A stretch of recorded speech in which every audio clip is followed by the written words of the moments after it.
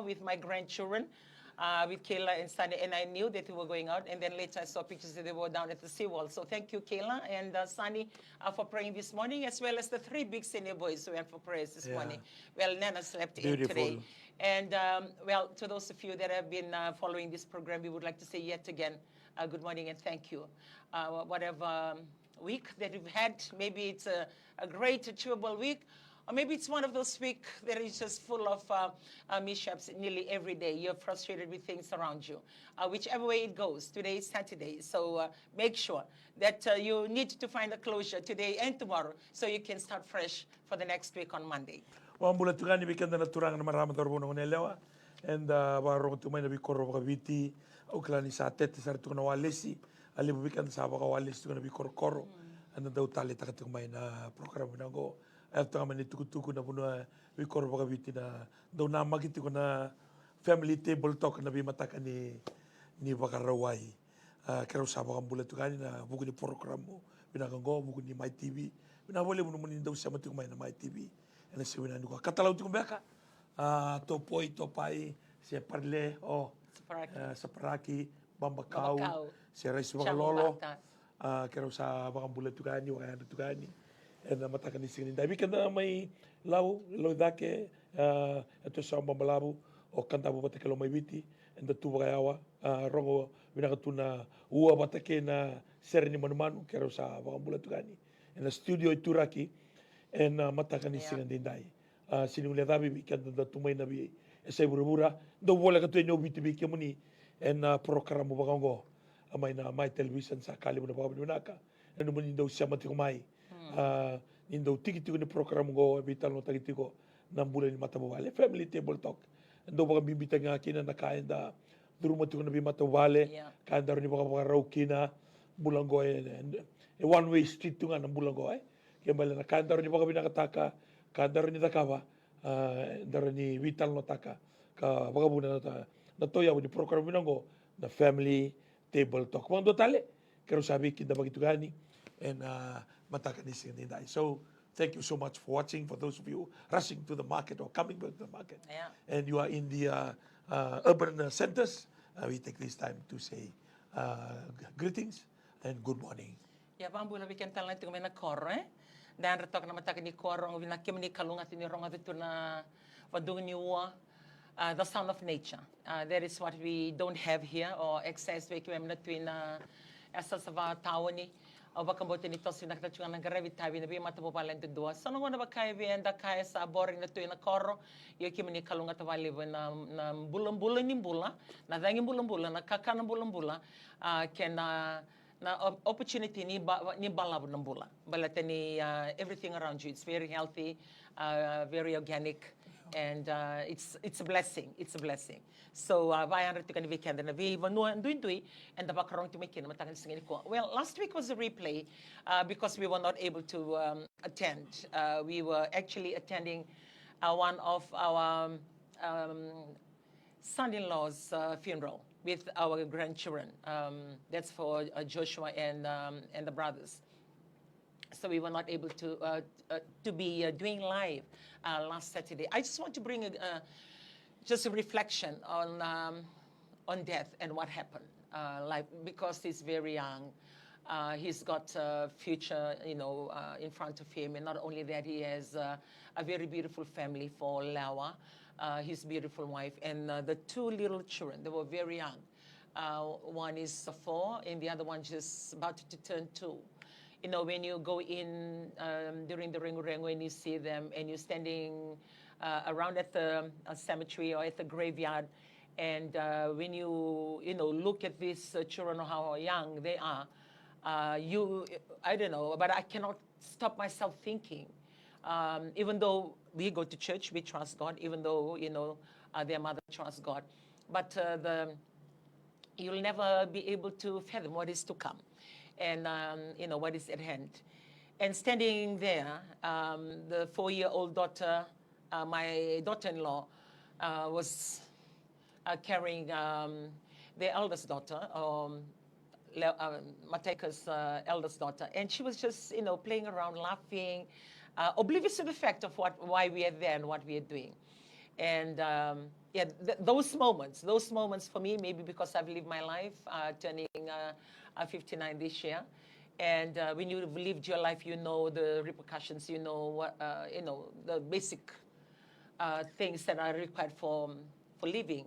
And those are, for me, the raw moments of life, the reality when it strikes, when everybody else fading away or just leaving the graveyard, taking the photos, the required photos that needs to be taken, rearranging the wreaths on top of the, the grave, and just listening to the wife crying, just standing there, crying, losing somebody. That pain and that moment, you will not be able to describe it in any words that can fathom or take the wholeness of what is being felt.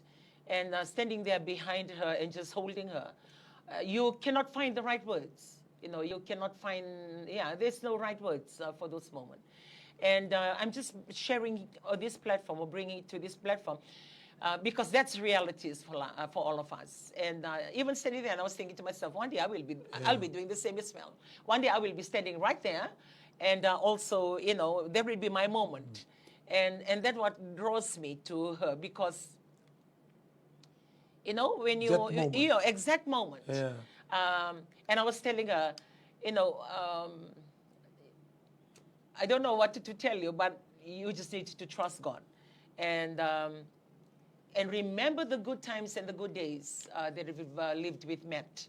And not only that, you allow yourself to mourn, but it's not going to take away all the happy moments that you've had with your husband.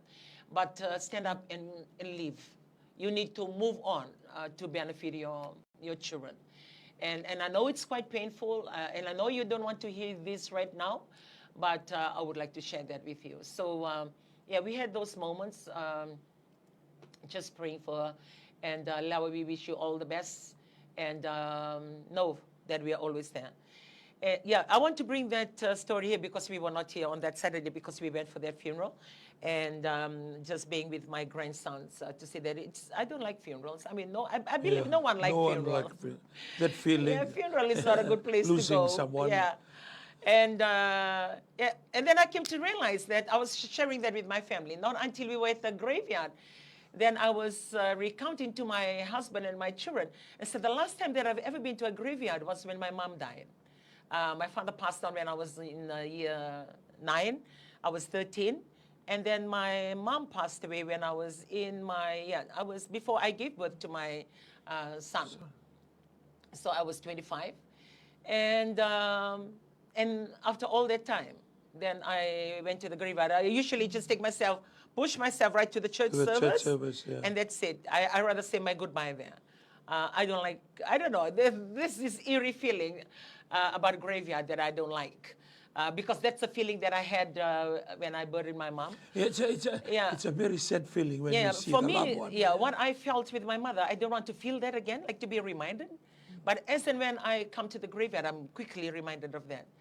I mean, it may sound silly, but I always feel like at that moment when we buried my mom, and I was standing there with my children, that feeling, like I'm going to go and stay in the comfort of my house, and my mom is out there. And I know, she won't feel anything, she's dead. But it's just that feeling, because you're so close, and the thought, just that thinking is killing. So because of that experience, I don't want to, I don't really like, every time I go past the graveyard or I go into the graveyard, that chilling moment, flashes back into my mind. And, but I promised myself, standing there, during my mom's funeral, and I said to myself, I will never come to the graveyard again, not until if my, my immediate family, just my husband, my children, and my grandchildren. Under that, I will not come back here because I don't like that feeling. And I went because he's the father to my grandsons, and I need to be with my grandsons in every moment, every step of the way, and that's the time that they really need assurance. Yeah, they had the moments, they had their quality time with their dad, but when he started his new family, the time has been shared. And but one thing that I admire about my grandson, they don't feel envious of the fact that their dad has moved on, but they grab the moments that they can with their father. Yeah, that's my story Yeah. for last Saturday, and you may be going through the same, or also maybe for last year you lost somebody, that is too close to you. And people have moved on, and that's exactly what I was telling Lewa, or the stepmother to my grandsons. And I was telling her, look, all of us will come and all of us will go. We will come to the ring, we will come to your home, we'll come to the funeral, we'll come to the service. All of us will come and go. Different people, different relatives, different level. But at the end of the day, it's going to be you. When everybody else maybe, forget Matt, or may not talk about Matt as much as often, for you, this is your life. You'll always remember him. And you'll have to find closure and ask God for that peace so you can stand up and move on. But take the good moments that you've had with him. And I would like to say the same for those of you that are going through your moments. Maybe some of you having funeral today, or maybe they've had it last week, or maybe last year, or the previous years, and you haven't really, gotten out of it. But whatever that you're going through in life, always remember, if your loved ones are looking, they would love to see you happy. They would like to see you, moving on and getting on with your lives. And I believe there are moments of mourning, the moments that you feel and you do everything for them. But when it comes to the time that you find closure, stand up and continue to live, continue to move on, and take those good moments with you, or the good memories that you can take with you. Yeah. It's really a coincidence, because I was thinking of a case yesterday. Somebody was sharing. They live with their other, and when he was born. This is about death and preparing for death, and you have to move on. And somehow, 1 or 2 months, the old man was sick and preparing to die. He never changed the FNPF, the insurance, the house. Well, the big other had a daughter from outside, previously. So when this old man was getting sick, this daughter started to come in, and maybe 1 month, and try to arrange everything for her, because of the father. When the father passed away, about later, then this other living with this family for all these years, start to realize that this elder stepsister is telling them to move away from the house. So, because normally you share this in some of our family table talk, and I believe it's something that we need to be reminded of getting ready, getting prepared. Sinin da ba mana-manatang na mati, yan da ba karuta kikenda, ni sona kando yado. Yan do may babuna ng rabibala ng oni.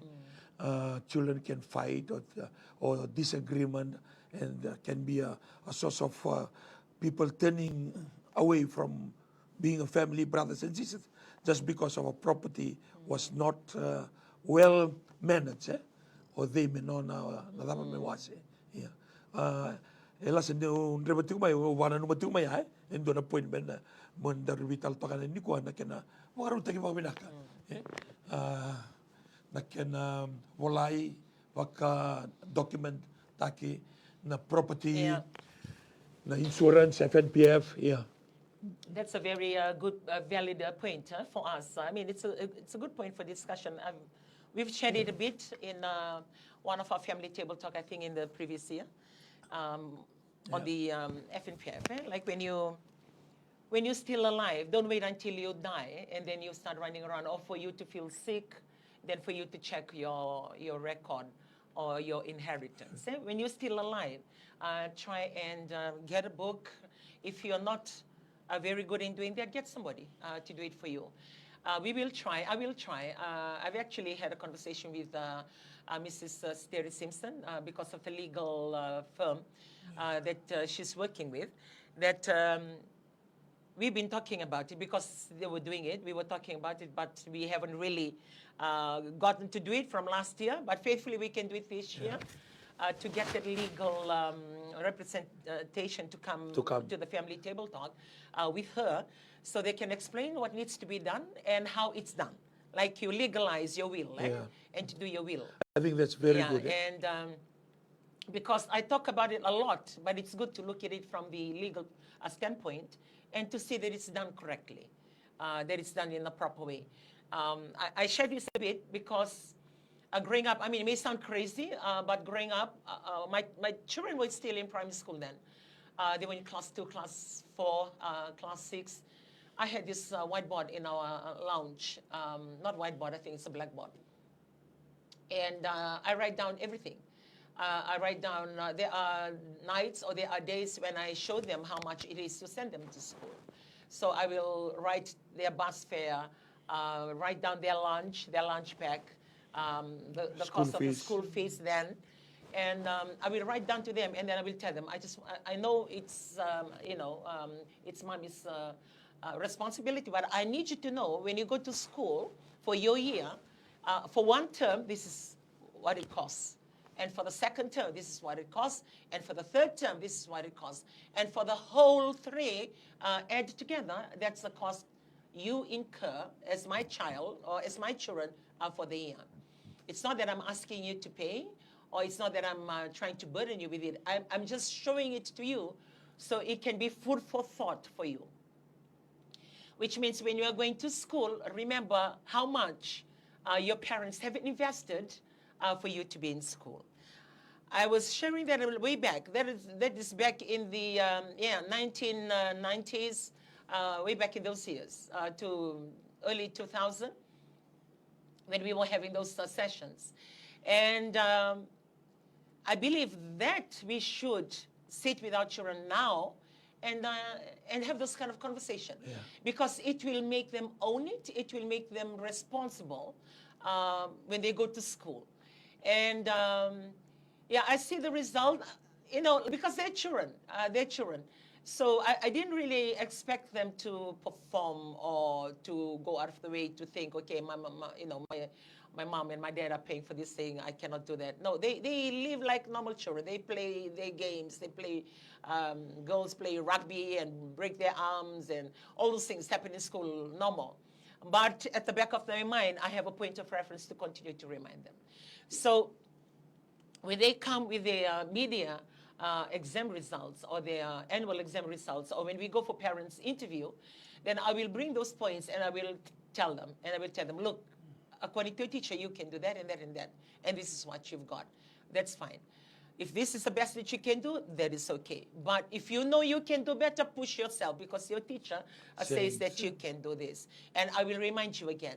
If you know that money that has been invested on you to take you to school, then I'm not asking you to pay the money back. I'm not saying for you to feel like, okay, it's my parents' responsibility to send me to school.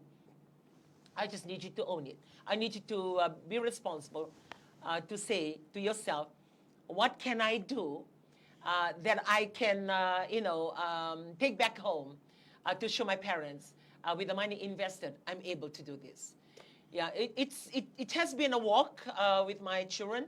I allow them to make their decisions. I discuss things with them. I don't predetermine what they need to do. I leave them to do what they want to do. Parents are different. Some parents, they predetermine. You do this, you study this, you do that. I will give them advice. I will show them what is there, but I will give the choices back to them. And I will not force them to do anything that they don't want to do. So, and that has taken them to different ways where they've gone to. One went to, left home, did everything that she wants to do, came back about 20 plus years back later.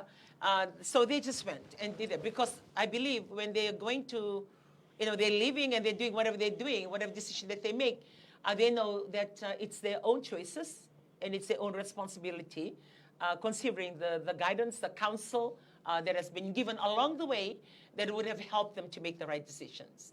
And it has matured them with their walk. Some decisions they made was very wrong. Some decisions that they make was painful and hurtful. But those decisions are made by them. And when they learn from it, I believe they learn from it for good, other than just learning and doing good when I am telling them. So with that said, I failed to do that with my grandchildren. Now with free education, a lot of things are free. Joshua have just come out of year 13 on the other year. And now I'm looking back, the tutorial that has been invested, things that you go out of, your way to do, the rugby games that they do, the finances that takes out of you, and all these things that I've never, put a summary down for them to reflect on those. But this year, I was sharing in our devotion last night, I was doing things even though I say that I'm busy, but I don't want to use that as an excuse. I still can say to myself that I can still do it, I can still better, or there's other ways that I can, better the way that I'm doing things, which brought me to this year. Now when we have devotion last night, I was telling them, okay, because there's only 2 secondary school students left, and then I have the primary school for my other grandchildren. And for the other 2, I'm doing tutorial with them at the beginning of the year. So we planned, and I really, I am grateful because last year we sent before the school sat with my 2 grandsons that are still in high school. So we talked about a lot of things. I was just trying to get their ideas, telling them, okay, asking them, answering their questions, their curiosity, whether they want to go the university way or whether they want to go the work way and university part-time way, all those things, and the jobs and the perks that comes with it, the jobs that pays, the opportunities that they would have to buy a house, buy a car. And we're having that conversation with the year 12 and the year 13 students. So after our breakfast that we usually go out together on Saturday morning, like after this, we sat for a good 1 hour. We were just talking about all these options. And with those options, then we identify the subjects that they're doing. And I was telling them, okay, for you to be able to do that or to achieve that or to go to that job, then you need these 2 subjects. All those planning that we did from the conversation that we've had, then I highlighted those the subjects. Then I know, because I've received the results, I know how they're performing with these 2 subjects, or the main subjects that we have discussed. So I went out of my way to ask the teachers or ask their form teachers for help, if they can help me for extra tutorial. And I used to do tutorial before, but I don't really start until 2nd term. But for this year, I'm starting from 1st term. And I'm not only from 1st term, from the 1st week. And I was telling them, most of the time we rush towards the end because we are just so keen to get that marks. And it's too short a time for you to, to turn things around. And I was telling them, I would like you to work with me. A lot of things I always plan. A lot of things I always advise. But no one really takes it seriously. And I was telling them, you are the foremost 2 that in high school that are left, apart from Sunny coming up to high school later. And I'd like you to, if you 2 agree, can you 2 work with me? I just need you to go through the processes of the plan that I used to say and used to advise. And I really want to see how it turns out. And I want you to feel how it can turn out to be. So that's our plan that we're working on. And we've started with those tutorial. And I continue to keep in touch. Before, like, I send them for tutorial, that's it, I just assumed that went to tutorial, that's extra classes, it can fix itself, and they should be good. But now I am, constantly in communication with the teacher to ask how they're doing with the tutorial.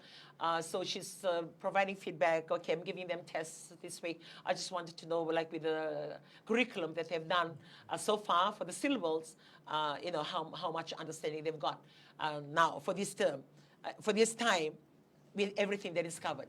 And I'm really enjoying it because I got that feedback from the teacher, and I see test taken. I see some of the marks, they're passed, but not as lucrative as what I would like it to be. Like if it's out of 20, if it's more than 15, I'm good. But if it's less than 15, I'm asking the question. I'm asking, okay, for that less than 15 out of 20, do you think that he can still manage to do better than that? Or moving forward, how can we, better that mark? And she said, don't worry, we still have time. And I like that report. So I'm sharing something that I'm doing with my grandchildren and with my children. Don't get me wrong, I'm not trying to tell you to follow what I'm doing. I'm trying to share insights and to things that can be done, because most of the time I'm at the receiving end of parents, mothers texting in their prayers, or please pray for my, children. And the result came out, oh, Auntie Rai, please, can you pray? I'm still looking for something that, that he can fit in because of the marks gain. So when you are receiving all those things, for me, I take my cue from there. I rather fix it from the beginning, other than trying to find solutions to something that you cannot change. So with that said, if you want to anticipate greater marks or good results or excellent results at the end of the year, then this is the time to start planning. Don't wait until they go for their media exam or their annual exam for you to start doing what you can do. It can be just, simply just telling them, have you done your homework? Can I check your homework?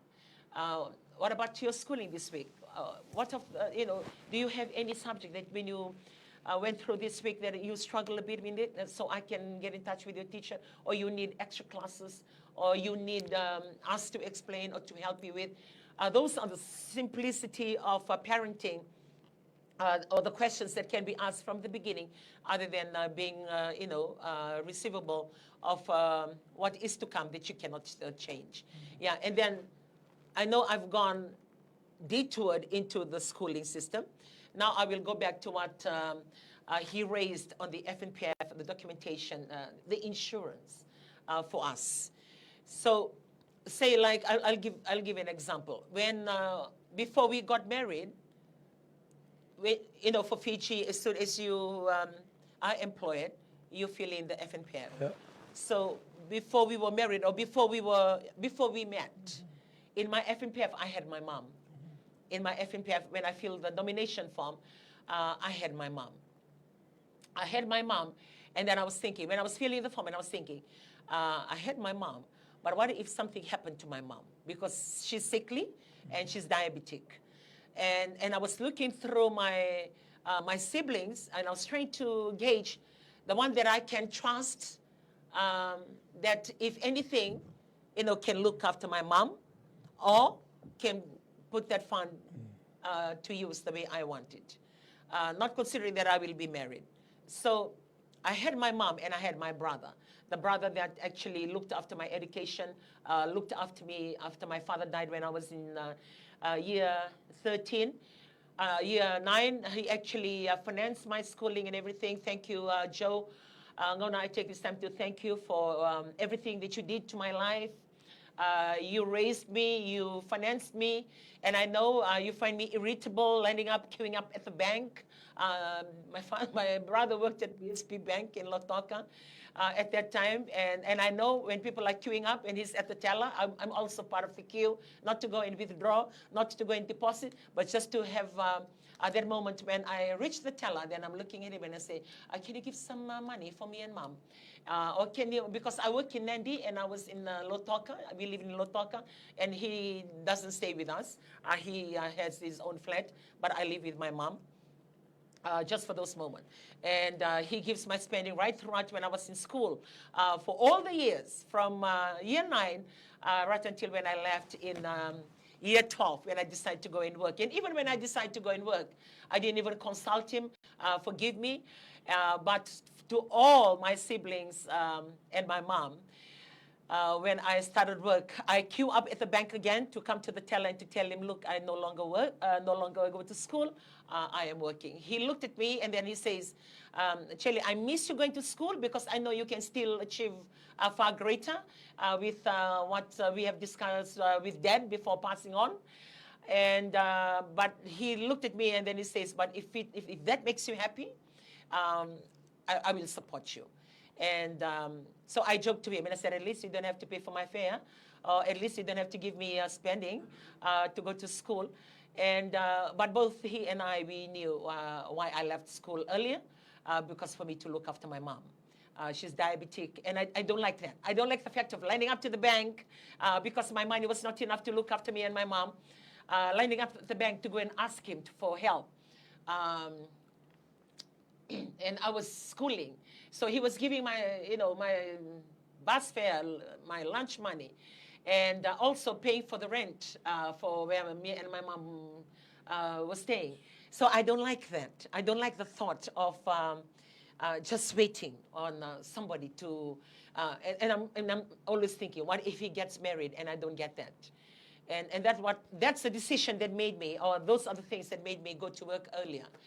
And with that said, so I had my brother and my mom as part of my nominees for the FNPF. But when I got married, then I had him and my daughter. I'm sharing this because some of us, we are in that stage, we never change when we get married. And some of us, when we get married, only one child, we never change.